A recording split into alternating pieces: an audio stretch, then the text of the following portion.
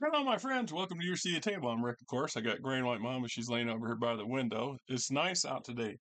We've been rain all last 3 or 4 days. And yesterday it was very nice. Today's been very nice. It's cooled off. The humidity's down. Not too bad out there at all. Anyway, we're looking at Forgotten Realms, Dragons of Faerun, Dungeons and Dragons campaign accessory by Mr. Eric Boyd and Itan Bernstein. Okay, this was published in 2011, so this makes this the tail end of the 3.5 series, and because I believe 4.0 is about ready to bust out. I don't remember the exact year. The first printing was 2006. This particular book was yeah, it's the second or third printing by my guess because it's dated 2011. Where did I find that date? That's 2006. Maybe no, I might have been reading something else. Might have been this that says 2011. Anyhow, so what we got is the true dragons of the world, history of dragon time, true dragons, and then it lists a bunch of specific ones. Chapter 2 is Call of the Dragon, history of the cult.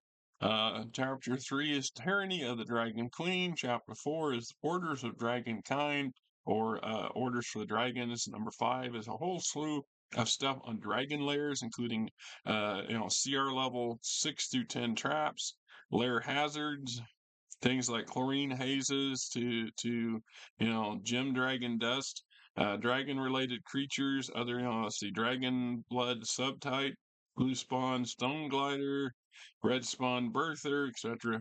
Chapter 6 dragon related spells, chapter 7 magic items, chapter 8 new dragons. We got the mercury dragon, the steel dragon, and the mist dragon. That's where I got the idea for using a steel dragon in a campaign I'm running on D&D Beyond, for a motivator behind the scenes, if you wish. Chapter on introduction, using the book, the Draco eccentric campaigns. This became really popular when, was it one of the campaigns that Critical Role did involved a bunch of dragons taking over some cities, and so the players spent a good chunk of that time trying to thwart that or bring an end to their rampage. Let's see, we got True Dragons of the World. So this chapter lays out the history of dragonkind in Faerun, depending how you want to discuss that varied roles played by true dragons and detailed individual dragons, living and undead, active in Faerun today. So they got our history, the time, and it's quite elaborate, the history and the backstory for dragons, quite especially for Faerun, but for D&D specifically, they've done lots and lots on dragons. Hence and it makes sense considering it's part of their damn moniker. Let's see. Under the King Killer Star, Dragonfall War, Followers of the Scaly Way, Return to the Dragon Queen, Time of Troubles, Year of Rogue Dragons, The Rise of the Dragon King, Turning of the Great Cycles, Dragon Rolls. Yeah, if I remember right, there was a series of novels too that came out ooh, early 2000s. In Faerun, when they were dealing with the dragons were raging or something. Something that rarely happens came about it. Yeah, the year of rogue dragons. I think that's what that set that all off. And we have some individual dragons, and I'm not even going to try to pronounce some of their names. Yeah, they're terrible. Definitely, definitely tongue twisters. But one of the things as a DM that I love about dragons, when I was younger, dragons was the uber monster, the uber killing eating machine that all player characters simply had to face at least one big dragon in their lifetime. And then I got older and I started really reading the fine print in how these dragons operate. And each colored dragon is kind of unique. Well, it is unique in a lot of ways, especially how they react and act to things. And more importantly, is that you could use these clever creatures as all really good foils. And they can also be anti-hero foils too, if you want. The level of detail possible goes far beyond the grand old brute force. Let's drop a dragon in the middle of town, let the good guys fight him kind of stuff.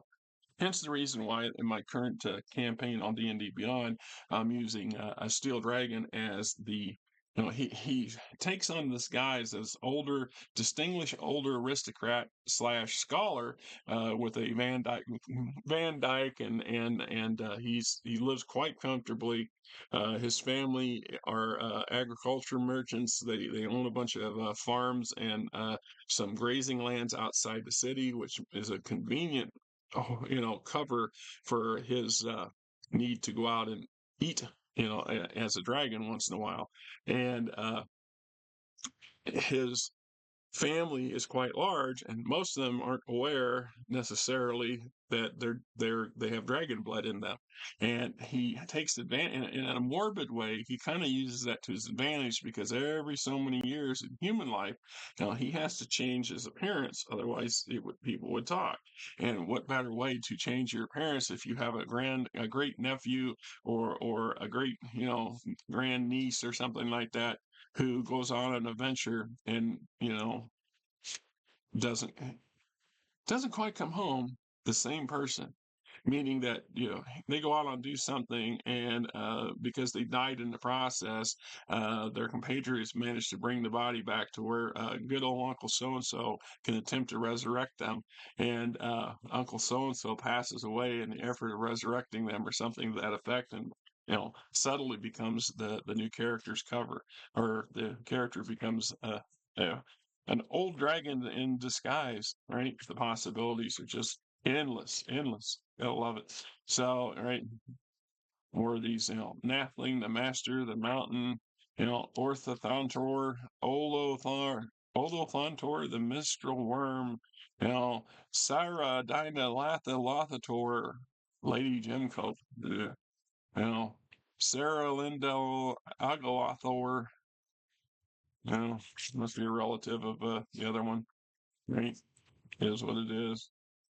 I always love these things. And what makes this kind of book so convenient is here is you got a nice.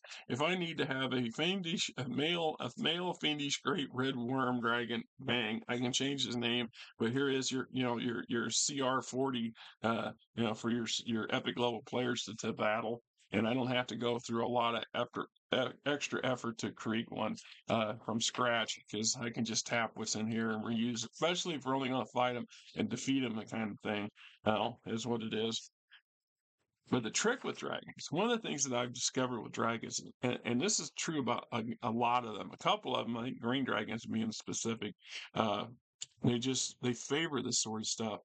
Is they themselves try to avoid direct combat. They use their minions, they use trickery, they use traps, they use everything at their disposal. As a game master, that's the nuance that we have to try to master, is how to use these things that are given to us, these resources, in creative and clever ways.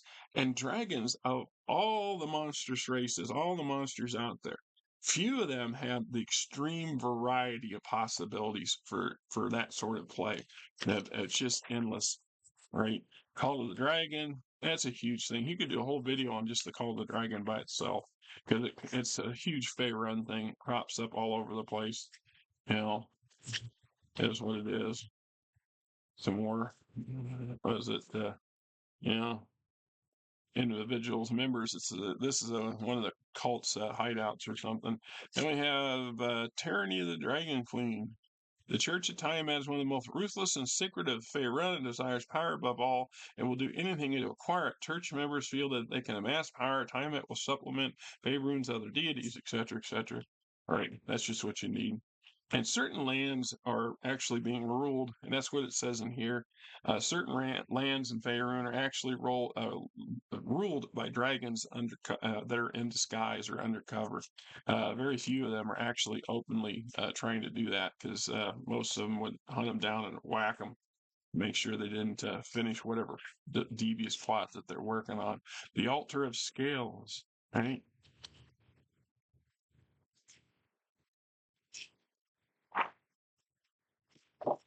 Little bit of alterations in your altar scales can become a different kind of damn thing that you could reuse again. Orders of the Dragon kind. This chapter details the current status of various orders associated with dragonkind and their ongoing activities with the effects of the Rage of Dragons ebb and the waning days of the Year of Rogue Dragons, 1373 Dale Reckoning. So you got Blood of Maroon, or Marumi, Maroon, the Church of Telzar, founded by a red dragon who sought power by building a nation of worship through the Church of Shazar, goes a long way associated with the nation of Chisantras. Right, the confluence. That's funny because we got a microbrewery here in town called the Confluence. Right, the Confluence is a secretive group based in Waterdeep that hunts down shape changers who seek to establish themselves in the City of Splendors, composed of a dozen or so half steel dragons and their patrons. Confluence has strong ties to the city's mercantile elite and other good line. See, that would be a natural thing for one of my urban settings kind of stuff. Uh, right. Like I said, I've restarted doing a campaign on D&D Beyond. It's a play-by-post, and one of my deeply seated instigators and manipulators for the city will be a steel dragon. And I'm subtly trying to introduce the connections to some of the players. We'll see how that turns out.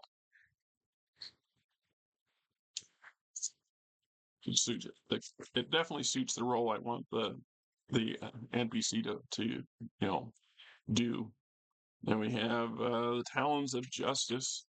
And we get into dragon lairs, all the information stuff you need to have to make your place even worse. And you want some high level traps? Here's a good list of them, right? The Baleful Polymorph Trap, it's CR6. The Flesh Shiver Trap, the Fiery Death Trap, you know, the Twin Shadow Guard Doorknob Trap. Let's say CR7 mechanical device, touch trigger, turn the knob, automatic reset, hidden switch. So you basically turn the knob and this thing gets you. 2 half shadow dragons guard the flanks of this door. When the knob is turned, the right statue's head rapidly bends and bites the hand on the knob. If the attack succeeds, the target must save against the poison described above. Right. A CR10 Dragon Bile Altar Trap, Imprisonment Trap, a well-camouflaged Pit Trap, and Summon Monster 7 Trap. Dracolich. Right. So, always some extra Shadow Slimes, Magic Shrieker, Gem Dragon Dust, Dragon Blood Subtype, the Red Swan Birther, dragon-related spells, lots and lots of spells for a dragon. You gotta love having such a variety of crunch in your game. Although there's a lot of you who don't like crunch. The only reason you don't like crunch is because you had the opportunity to play games that had benefited from all the crunch that came before. Then we have entries for new dragons, steel dragons. Now I've seen these before somewhere else, and it wasn't in this book, but that's just here and there. Anyway, I got this secondhand at JCD Hobby about a year ago, maybe 2 years ago. Paid $15 for it. And I think originally it's a $30 book, so I got it for half price, and it was in very good shape. Really, really, you still got the pre-owned book. That's how I know it came from Jay's, because the only place I bought pre-owned stuff where they do that. But hey, anyway, Dragons of Faerun. Nice little supplement book. You see it laying around somewhere and you get it cheap, it's worth buying. It's worth having. And if you still have it, good for you. Till next time, I'm me, you're you, Mama's her.